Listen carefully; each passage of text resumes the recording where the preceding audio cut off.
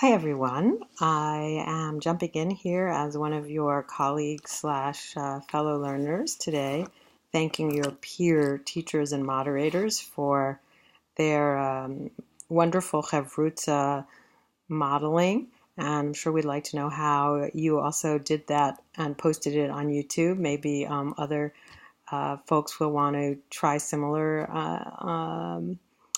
technological innovations. So a few points in response to the insights of your Chavruta.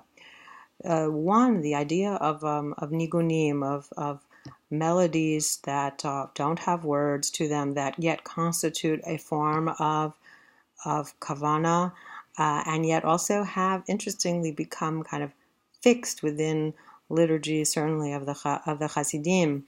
And I was just reading that because the Hasidim were so decimated, even more so than the more secular or acculturated Jews in Europe during the Shoah, many of the nigunim of the different Hasidic groups were lost.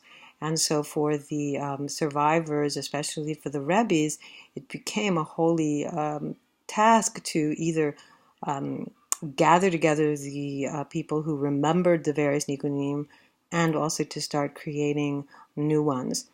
And it raises the question of how in our world, the worlds that we live in, why is prayer so dominantly associated with words? Well, we kind of know why. We're a wordy people, and this Siddur keeps getting bigger and bigger. And yet, what is the role of nigunim?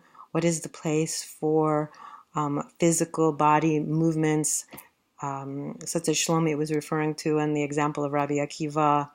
And what about the place also of silence, of prayer being something that doesn't always have to be said out loud, or that silence is also prayer?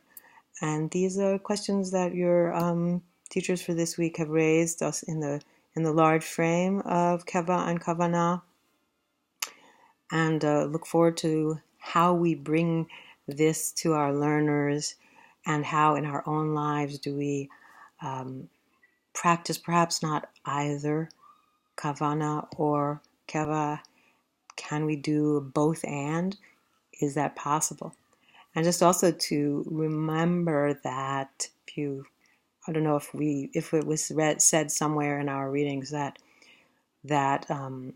while prayer, tefillah, especially the Amidah, is a mitzvah, the sages of the Talmud distinguished it from all other kinds of mitzvot because they say tefillah rachamim hi.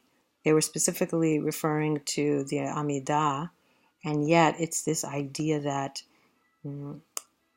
prayer has something to do with mercy, compassion, and certain calling out. So I will leave you there and look forward to hearing from everybody else.